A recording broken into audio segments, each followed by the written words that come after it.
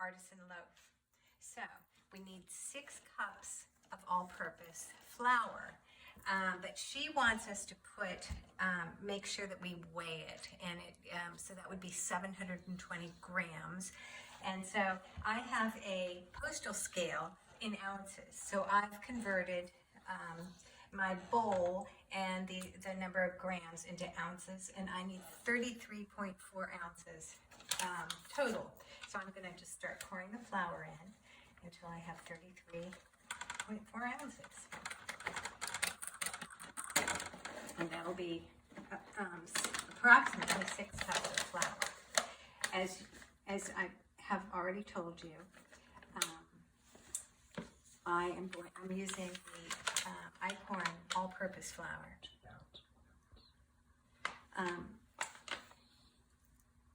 So here we go. 2 pounds, 1 ounce is 33 ounces.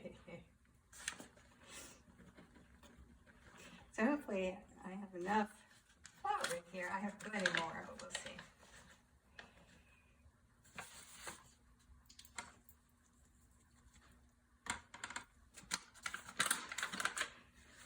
Might have just enough, or maybe not. 2 pounds. 1 ounce. 1 ounce. 2 pounds, 1 ounce. There it is.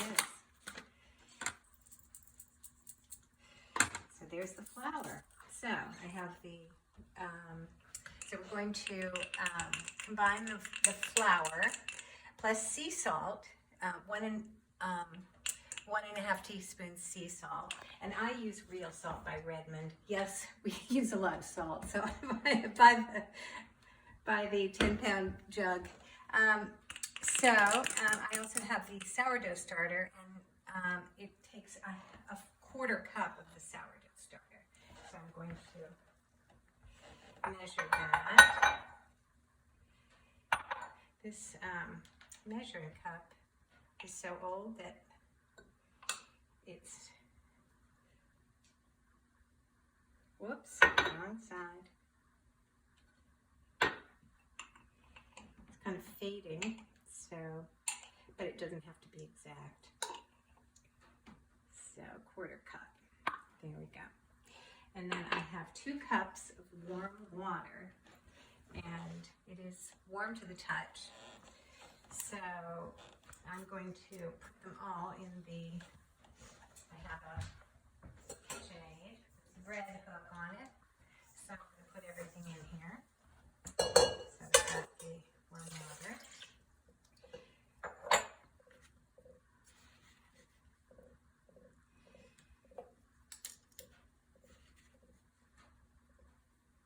The salt, the sourdough starter, okay.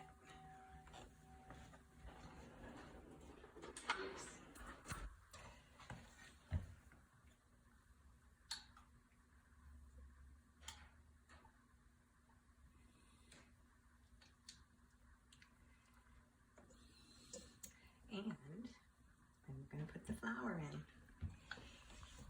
So I have a flour shield for this, but I'm going to just try putting most of it in here.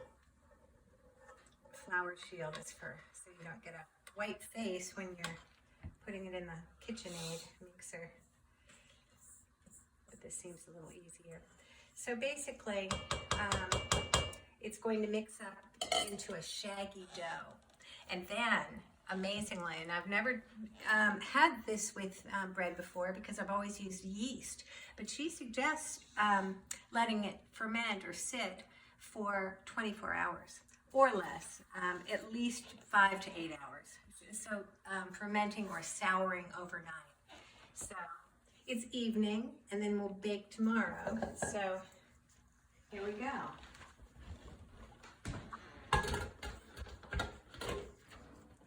Put the flour shield in. Oops.